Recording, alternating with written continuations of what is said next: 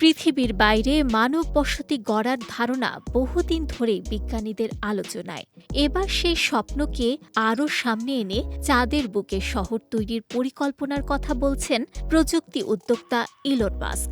তার মতে আগামী ১ দশকের মধ্যেই চাঁদে একটি স্ববর্ধনশীল মানব বসতি তৈরি করা সম্ভব হতে পারে। সামাজিক যোগাযোগ মাধ্যম এক্সে দেয়া এক পোস্টে তিনি জানান, তার মহাকাশ প্রযুক্তি প্রতিষ্ঠান স্পেস এক্স এখন চাঁদে স্থায়ী ঘাঁটি নির্মাণের সম্ভাবনা নিয়ে বেশি গুরুত্ব দিচ্ছে। আগে যেখানে লক্ষ্য ছিল মূলত মার্সে মানব বসতি স্থাপন, সেখানে চাঁদকে তুলনামূলক দ্রুত বাস্তবায়নযোগ্য বিকল্প হিসেবে দেখা হচ্ছে। মাস্কের যুক্তি হল, চাঁদ পৃথিবীর অনেক কাছাকাছি হওয়ায় সেখানে ঘন ঘন মহাকাশযান পাঠানো সম্ভব। ফলে সরঞ্জাম, প্রযুক্তি ও মানুষের যাতায়াত সহজ হবে।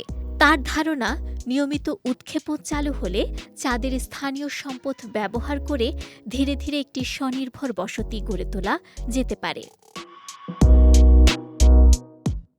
বিশেষজ্ঞদের মতে পরিকল্পনাটি উচ্চাভিলাষী হলেও পুরোপুরি অসম্ভব নয়। যুক্তরাজ্যের ইউনিভার্সিটি অফ সারের মহাকাশ গবেষক সাং ও লিম বলেন, চাঁদের মাটি ব্যবহার করে অক্সিজেন, পানি কিংবা নির্মাণ সামগ্রী তৈরি করার ধারণা তাত্ত্বিকভাবে সম্ভব। পৃথিবীতেও অনুরূপ প্রযুক্তি ব্যবহৃত হচ্ছে। তবে তিনি সতর্ক করে বলেন, চাঁদের পরিবেশ অত্যন্ত কঠিন। সেখানে তীব্র তাপমাত্রা পরিবর্তন, সূক্ষ্ম ধূলিকণা, কম মাধ্যাকর্ষণ এবং সীমিত শক্তির মতো বড় চ্যালেঞ্জ রয়েছে। অন্যদিকে ভারতের জেডি গোয়েঙ্কা ইউনিভার্সিটির গবেষক উগার গোভেন মনে করেন, প্রাথমিক মানব বসতির জন্য চাঁদ মঙ্গলের তুলনায় বেশি সুবিধাজনক। কারণ পৃথিবী থেকে চাঁদে যেতে সাধারণত ২-৩ দিন লাগে। ফলে জরুরি পরিস্থিতিতে দ্রুত সহায়তা পাঠানো সম্ভব।